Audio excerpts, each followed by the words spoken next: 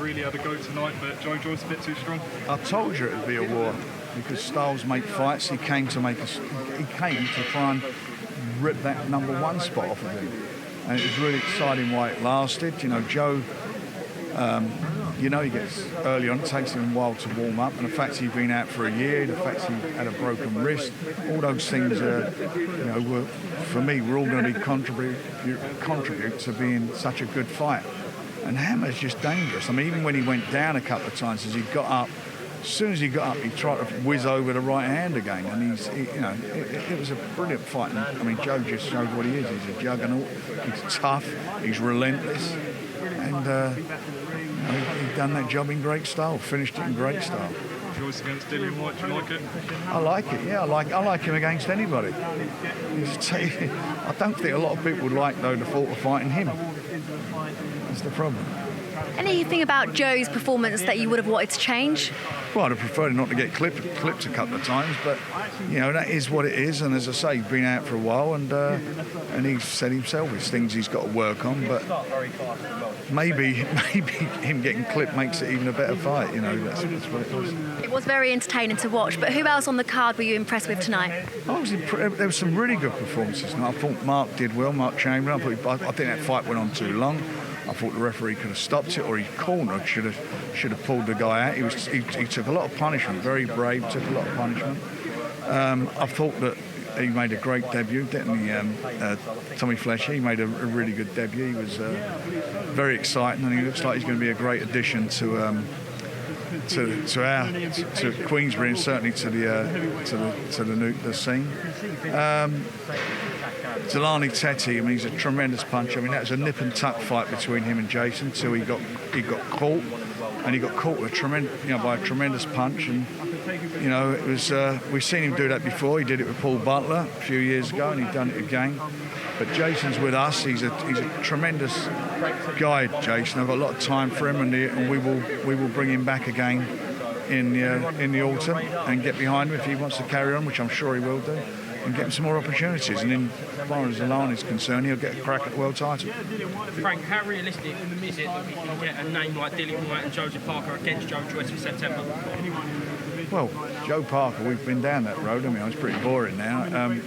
Look, of course, that's what we're in the business of, making fights. Why wouldn't somebody who's got any ambitions of fighting for a world title, why would they not fight Joe Joyce? He's got the #1 spot. You fight him, you've got a chance of getting the #1 spot. Who else could you fight apart from White? Well, anybody in that top 15, top 20. That's what he'll do. How do you think he does against the winner of AJ Usyk, who he'll want next? I genuinely think he'd be too big. Remember, they got history, him and Usyk, from their amateur days. But I think he's a totally different fighter now. I think that'd be a great fight. And as far as Anthony Joshua is concerned, I think he's made for it. I don't see, Anthony Joshua's he's a good puncher, big puncher. He's got a great chin. He's a big puncher, and Anthony Joshua hasn't got a great chin. And he ain't going to have to go and look for him, is he? He'll be right on him, and he walks you down. He don't take a backward step. So I've got to fancy him big time against AJ. Would Tyson Fury ever be an option for Joe Joyce, do you think? That's up to Tyson. Tyson says he's the toughest guy he's sparred with. So at the end of the day, that's Tyson.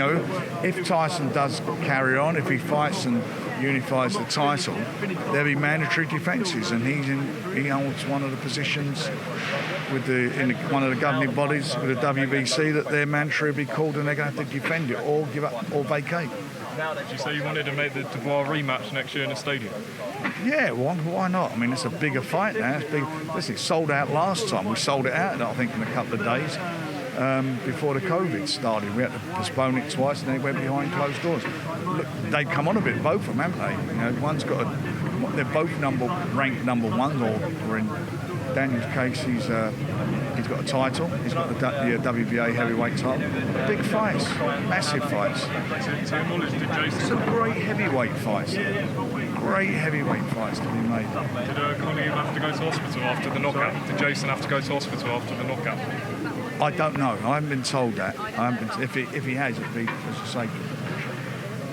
night is Tommy Fury against Jake Paul dead in the water. Do we think we still see that? If he doesn't get to the embassy in time and doesn't get his Esther, which is what it's all about, then it will be. And we're hoping that's not going to be the case, but understand from Jake's position and his team, they can't hang around and wait forever. They've got a date booked, and they're going to want somebody in there, in that opposite corner to sell tickets. Let's hope it's going to be Tommy still. All good? Thank you. Would you be up for doing a little one-to-one?